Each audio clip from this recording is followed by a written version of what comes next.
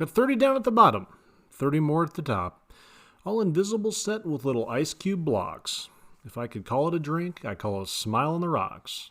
If I could call out a price, let's say I call out a lot. I got like platinum and white gold. Traditional gold. I'm changing grills every day. Like Jay changed clothes, I might be grilled out nicely in my white tee. Or on South Beach in my wife B. VV studded, you can tell where they cut it. See, my grandmama hate it, but my little mama love it. Unbelievable. Beautiful poetry. Absolutely stunning. If that doesn't hit you where you live, you don't have a soul. So I thought grills were a great way to segue into today's topic of scarcity. Not everybody has a grill. You can't get a grill just anywhere on the street. Anyway, that was fun. So I feel like I haven't done this in like 3 days, and I am struggling a little bit. This is like literally my 10th take doing this, because now I don't know, I feel like I was kind of on a roll, and then I stopped for a while, and now I'm like having a hard time picking it up. Sort of like working out, if you like don't work out for a while, it kind of sucks.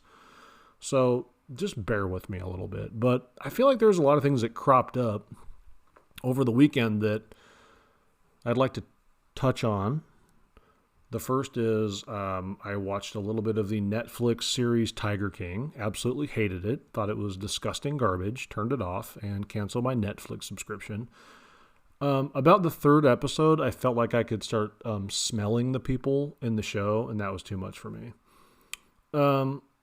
Another kind of fun thing is I'm basically always like buying and selling houses. I'm either flipping houses, wholesaling houses. I also have a problem where I buy like a shitty house and then sell the nice house that I live in, and then fix up the shitty one and move my family into it. And this weekend, I think I like found my dream house. And it's like literally a mansion, and the price is like super good. And I don't know, like I can't stop thinking about it. I want to spend the money and buy it. This thing is a monster. It's 5,100 square feet. Unbelievable. And it's a good price. I feel like now that I have a kid, I have to like live in a nice neighborhood. The neighborhood I live in now is nice. But literally all my neighbors are in their 70s. So like the neighborhood I live in now is all like all the houses are like big ranches with like big lots. But there's no sidewalks. There's like no kids in this neighborhood. So when my son is a little bit older, and we're planning on having more kids, obviously, I want him to be able to like have kids to play with, I don't want to have to like set up play dates with, I don't even know how you would do that. So this house is like perfect. It's huge, which I like. It has a 4-car garage, which I like. It has like an extra tall garage door so I can get my truck in the garage, which I've always driven like heavy duty trucks. And they like never fit in the garage because you have to have a taller, I always have lifts and stuff on them. And you have to have like a taller garage door. And this one has like, I think it's like a 12-foot tall garage door. I think the guy who owned it before like maybe had a semi or something in there. I know it sounds kind of trashy, but it's actually cool. And then across the street, there's no neighbors across the street. There's like a green space with a park across the street. And they have a basketball court in the backyard. I'm like really talking myself into it, which is crazy. So, but if I don't buy it, if you're listening in Omaha and you're like, wow, that sounds good, give me a call, reach out to me, and I'll go show it to you, and maybe I can sell it to you. That would get me out of buying it. So that's some fun things that happened over the weekend. The other fun thing is that Omaha is basically open for business. So now I can go to a restaurant and eat something, which is good. But now we have like this stupid I guess scarcity of ground beef and scarcity of like meat products because of the Tyson plant shutting down. So that was a good segue into today's episode, today's topic of scarcity. And I think that scarcity is something that's really important to build into your product or service, especially in the marketing. I mean, that's really where it comes in, because you want to make sure that you motivate people correctly to get off the couch, purchase your product or service, and it has to be compelling, right? So right now what's going on is with like ground beef, obviously that scarcity is super compelling because people are like, oh my God, if I don't have ground beef, I'm going to starve. Well, you don't really eat ground beef every day, but people think they do. So that's a really good example of it. And I hate to bring up COVID-19 every episode because that's a downer. But another really good example of scarcity is when Apple came out with the iPhone. And they really played this up a lot and did this really well, I thought, when Steve Jobs was the CEO. And what they would do is basically they would underproduce the amount of iPhones that were like coming out. And then because they were doing that, people would stand in line to get them. And then the lines would be like on the news. And then people would be like, oh my God, like iPhones are so cool that they're so cool. They're so groundbreaking that people are like willing to stand in line for 4 hours. So that scarcity built like a cool factor. And it really drove people to want to like investigate an iPhone and purchase an iPhone and like be part of the club. And so that scarcity kind of in a nutshell, and I don't want to like give too many examples because I wrote down a bunch of examples and it's like I could go on and on, but you get the picture. So the idea of the week is like a good scarcity play.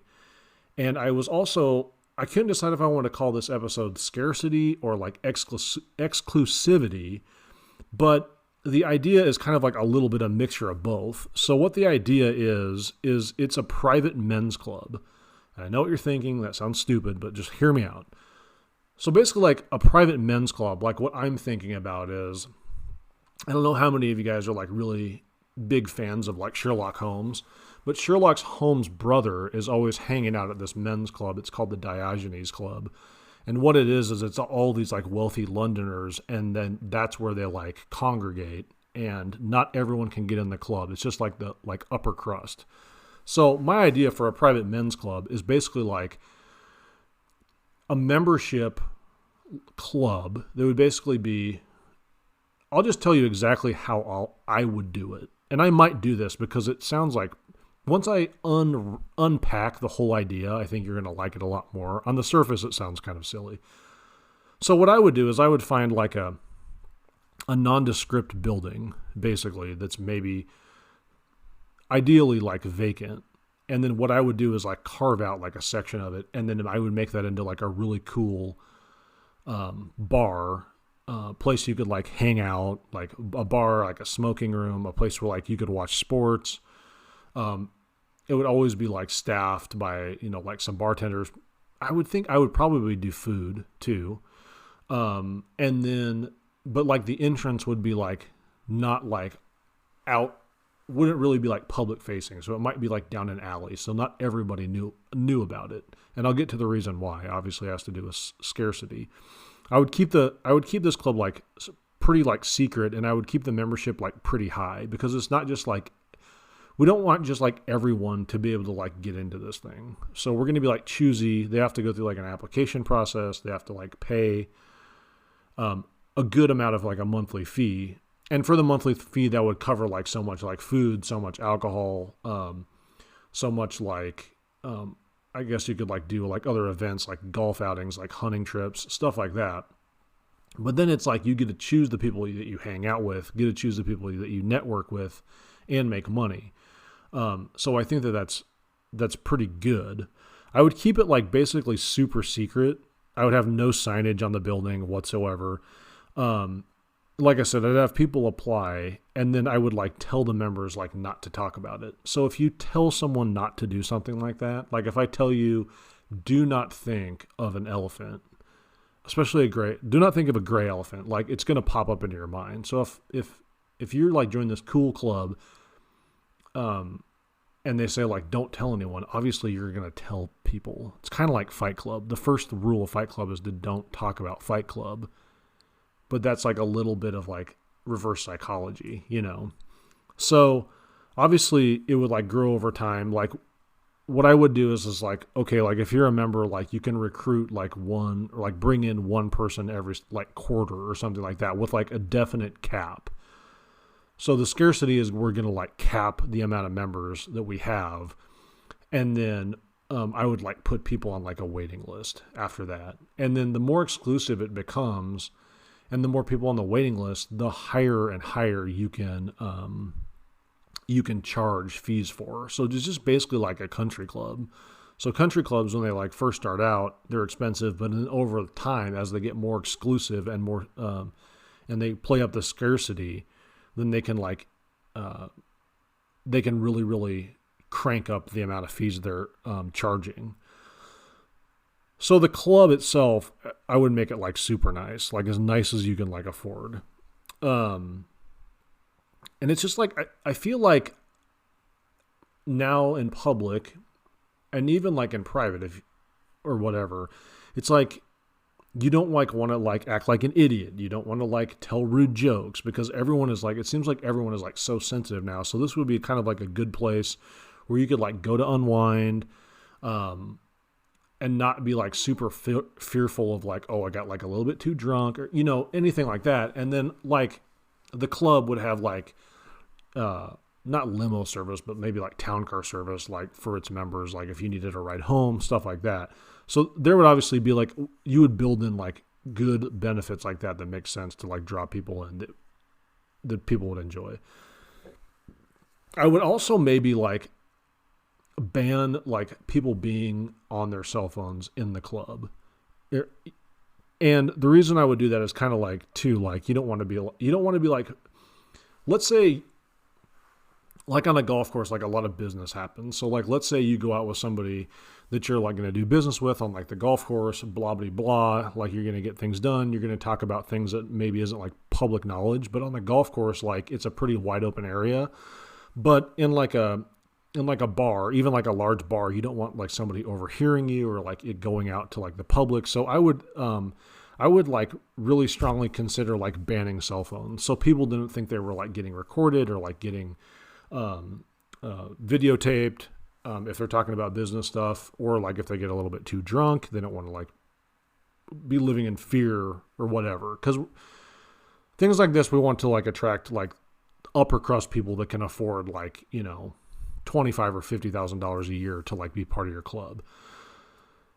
The other thing is cell phones when you're trying to like socialize with people at like bars or restaurants are so fucking annoying now because like literally you'll be sitting at a table of like, so like me and my wife will like go out with like other couples and then we'll go out to dinner or whatever. We'll be at like a round table and like you look up and like everyone's on their goddamn phone. It's so fucking irritating. So I would like strongly suggest like banning phones or at least saying that phones are like, you can't use your phone like during most of the time or something, or you can use your phone, but it'd be like in the front entrance or something like that. Like I said, it would be a undescript building, no signage. You'd have to like enter a code to get in the door or like tell the doorman like the right answer to a question or something like that. The other thing I would say is like nothing leaves the club. So I would have people that join, I think they would have to literally sign like a non-disclosure under threat of lawsuit because I want people to be able to like speak freely in there, talk about like doing business deals, talk about like local politics, things like that without being obsessed that somebody is going to like overhear it and like take it to the press or overhear it and take it to another like business owner or something like that. And like having... That kind of like sounds weird to like the average person that might be listening to this to not have cell phones and for people to sign like non-disclosures. But like what I'm saying for this club is you want it literally so exclusive that you're getting like the top 3 to 5% of like the male population in your town. So like I'm talking about business owners, local politicians. That's going to build the exclusivity and the scarcity of it. And that's going to allow you to like charge a lot more money for your members. And that's going to be like a selling point for people to want to sign up. Because, what if you live in Denver and like John Elway is part of it? John Elway doesn't want to take selfies with you when he's at this club. He wants to like chill out and like have a drink or whatever. So those are the reasons I would build in those like safety for like people who are maybe like high profile or celebrities because they don't want to like take selfies with you. They don't want to be recorded or any of that bullshit too. So that's going to be like a big benefit for people who might want to join that are in that like social class. I would maybe collect monthly or quarterly or annual dues. And like I said, like at the beginning, you want them to be like fairly high. And then as you fill it up, it's going to get like higher and higher and higher until you have a waiting list. And then you can like really crank it up. And what do I mean about high? So like maybe starting out, it would be $25,000 a year. And I haven't really like ever researched this exactly, but this is like an idea that I came up with like a while ago, because like me and my friends like wanted to go somewhere, and it's like we just like didn't really find anywhere that we like fit in. So I was like, God, wouldn't it be cool if like you had your own bar? But then if you have your own bar, it's like there's like a lot of problems with having a bar. But then like a private club is like a little bit different. So this is how I kind of like landed on this idea. And I think that you can make a lot of money with this idea, because I think if like you had a waiting list, you could charge upwards of like $100,000 a year for people to like belong to your club. The other thing that I would maybe do is once you got like enough people and you could fund it, obviously you'd have a bar in there, but you could maybe do like special events like golf outings, like hunting trips, like skiing trips, other things that like a lot of members would like to go on that you could like purchase like group tickets for. I think that would be a good one. And then the other thing that you could do is like expand by opening other like chapters in like different cities. So yeah, that's private men's club. I know it kind of like sounds a little like fraternity-y, but I wouldn't like structure it like as a fraternity. I wouldn't structure it with like hierarchical like ranks and shit like that. I would structure it more like a country club, but it's like a bar that people can go to and like hang out and not be bothered. And then like people in the club would also be able to like, you know, kind of like steer like what they want. So like if they want like a certain kinds of beer, they want like a smoking room, or they want things like that. So like the people would have say. So it'd be different than like a fraternity, and there wouldn't be like I wouldn't do any like secret like fraternity stuff where like people in robes. Just I wouldn't do any dumb shit like that. I would keep it more like as a basically like a country club kind of thing. But I think that could be good too. And a lot of times, I'm going to like say this quietly so your wife doesn't hear. Sometimes you like want to be away from your wife and family, and you don't want to be competing with women at a bar to like get a drink or dealing with loud women.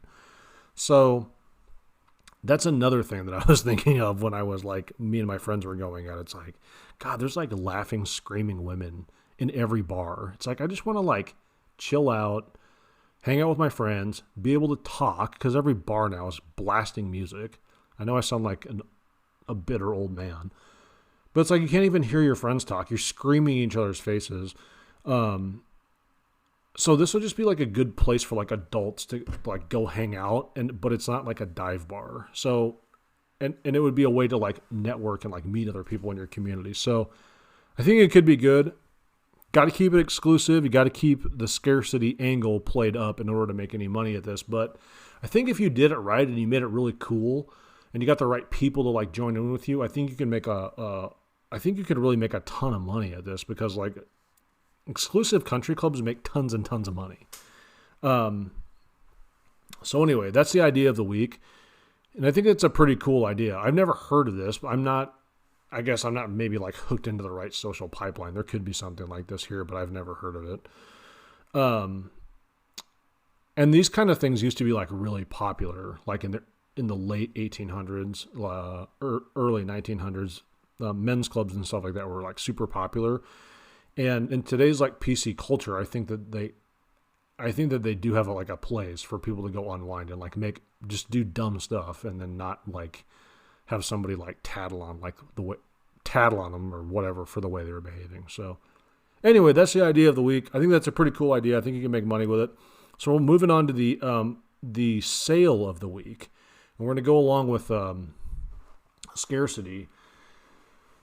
And the scarcity of this is pretty cool. I don't know if you guys are like familiar with the De Beers diamond mining operation. Or De Beers, I guess, like more marketing, really.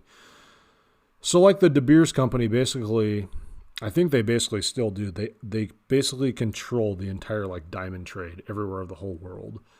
And they will hold back the supply of diamonds to create more scarcity and drive up the price of a diamond. I'm not sure if you guys know, but a diamond actually doesn't really have any intrinsic value.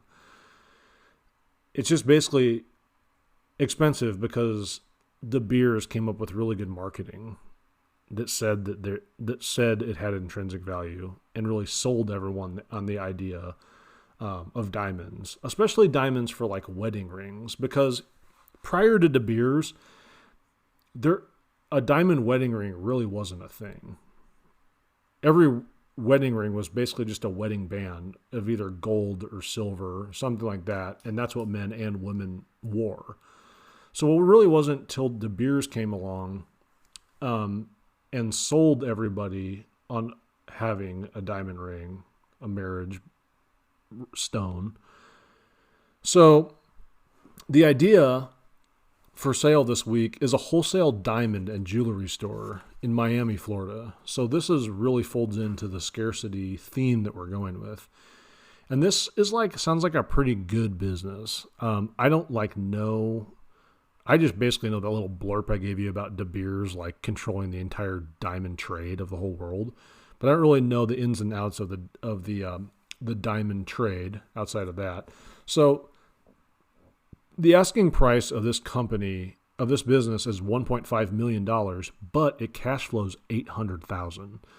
So they're asking just under 2 times earning for this, which is really good. It does gross annual revenue of a little bit over $2.8 million, and they have an inventory of $1 million that's not included in the sales price.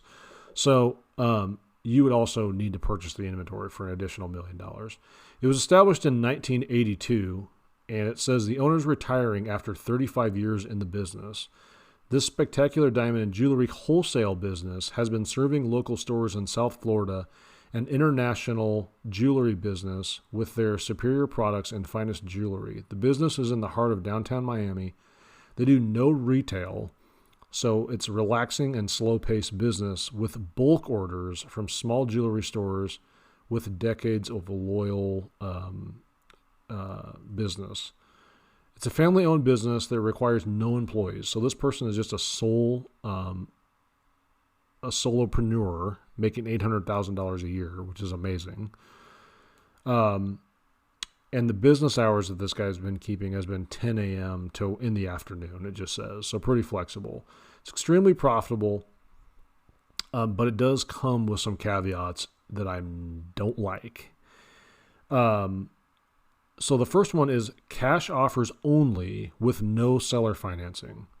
So like I told you guys before, any business that you buy that's worth buying, the owner that you're buying it from has to carry part of the note on it. The reason why they have to carry part of the note is if they're lying about their books, which I've heard of a business deal where the owners of the business, they were selling a car wash. They had 3 separate books. They had books for potential buyers, they had books for the IRS, and they had books for the family. So they were sharing different numbers with like anyone who wanted to look at the books. So basically, if you have 3 books, you have no books, right? So you're lying about everything. And that the seller carryback or the seller financing portion of a business deal, that's your like security piece. So if you like buy a business and you get into it and you find out that the previous owners were lying about everything, then you can say, well, I'm not paying you this portion of the price, or like I'm only paying you this portion of it or something. So that gives you that's like an insurance policy. So if they're not willing to give you an insurance policy, like red flags need to definitely come up. The other thing is, they're only going to show you the books during due diligence after an offer has been accepted. I don't like that either. And they're saying, well, it's due to sensitive information. But if you're selling your business, you're going to have to share the books. So get over yourself. says reason for selling is the current owner is retiring, which that's okay. But the no seller financing, that's bullshit. The other thing is that it says that the owner is only going to stay on for, I think, like 2 weeks. Well, that's not realistic either, right?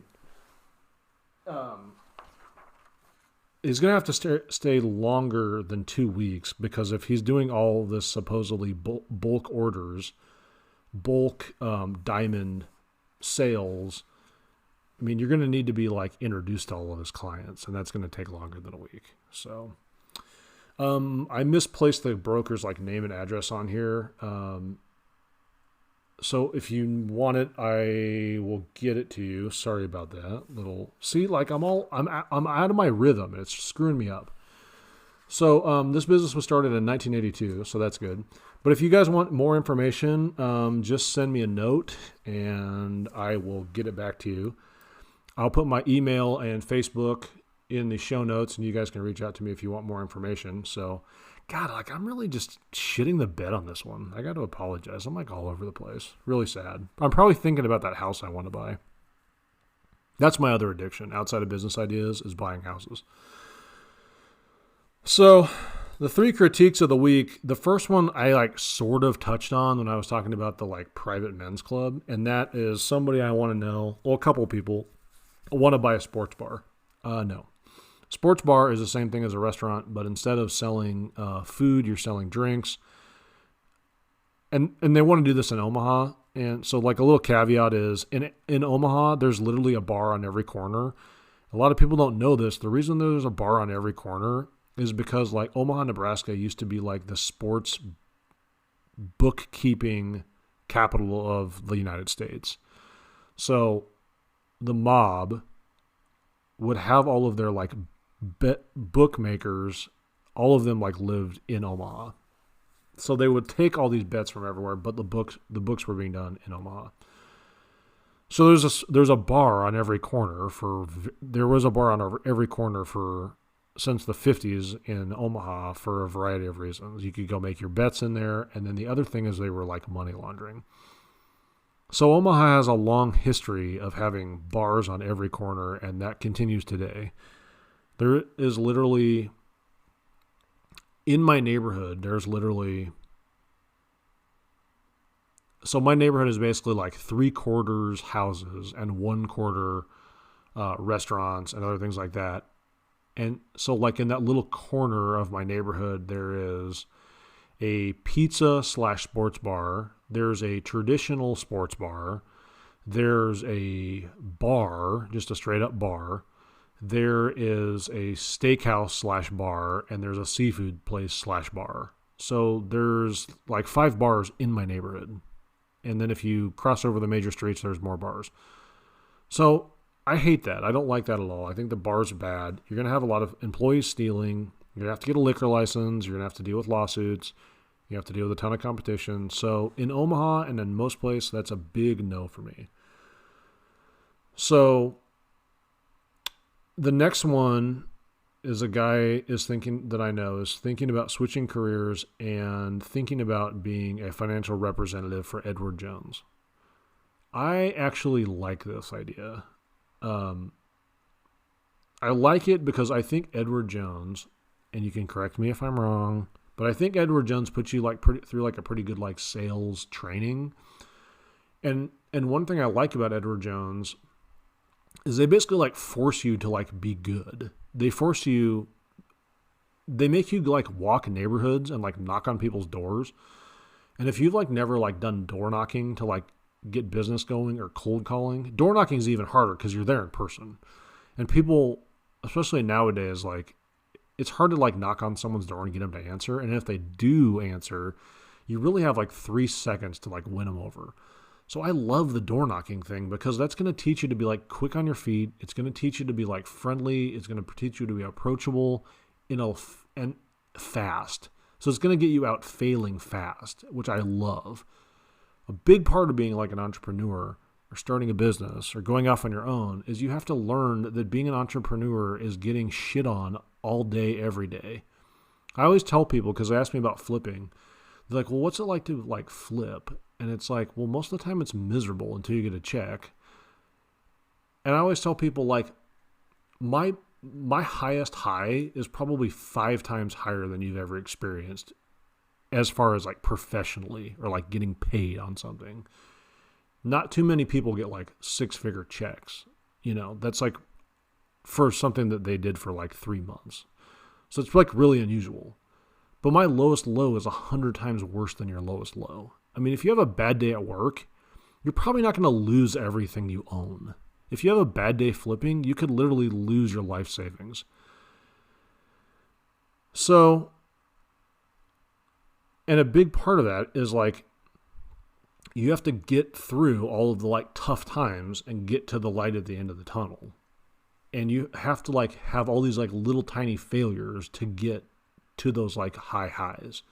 And I think Edward Jones does a good job by getting you out in the public face to face, getting a door shut in your face, literally tens or hundreds of times a day.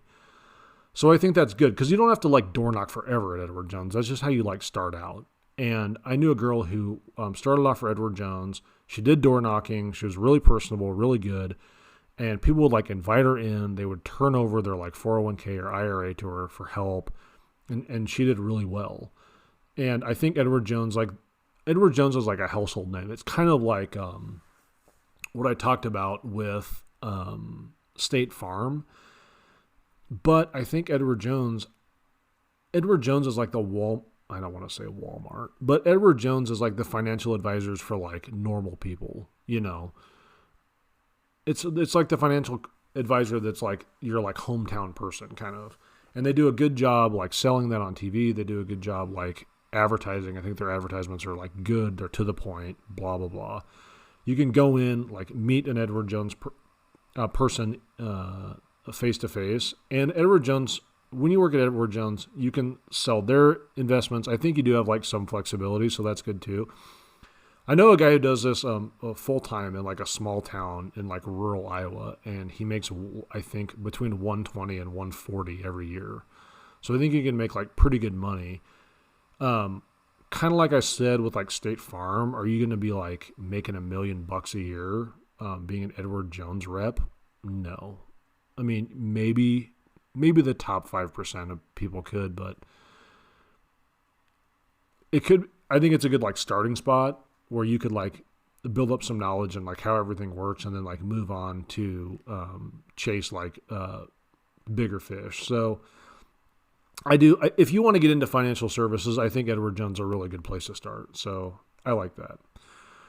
The other one is, this is like pretty unique. My wife and her mom are like really on this kick of like doing this, but it's personal organizing. And my wife and mother-in-law, they were on this kick where they would do like one room a day or one room a week or something like that. And they would like go into a room of the house and like try to like organize everything. And they're like, well, the way you see if you need something is you pick it up and you see if it like brings you joy. And if it doesn't bring you joy, you throw it away. And if it brings you joy, you keep it. There is obviously some problems with that. My last year's tax records don't bring me joy, but I'm sure as hell not throwing them away. So I had to do a little bit of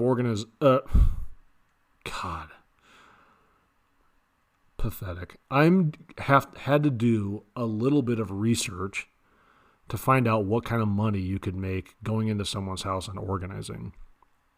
And according to Google, which is a good place to start, checking out the information, you can make about $30 to $80 an hour doing this. So you go in and like organize someone's closet, you organize their laundry room, you organize the garbage in their basement. So if you're into that kind of thing, if you like sifting through other people's garbage, and then a lot of it is like,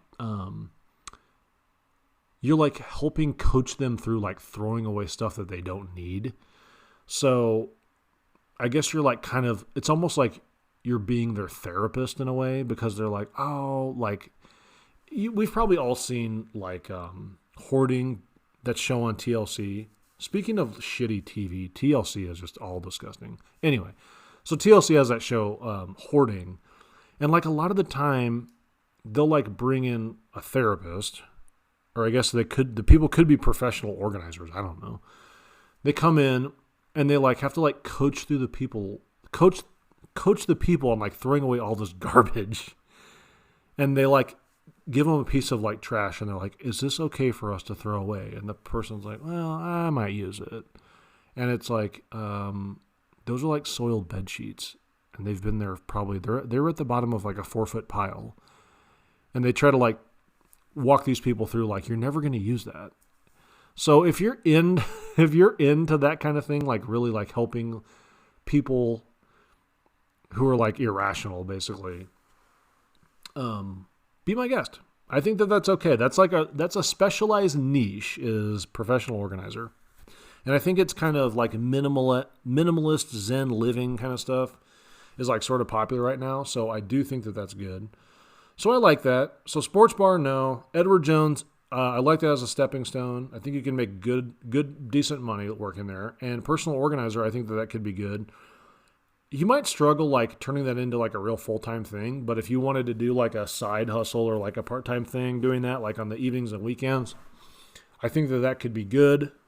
You could also do that too. You could also kind of combine that with like doing estate sales for people.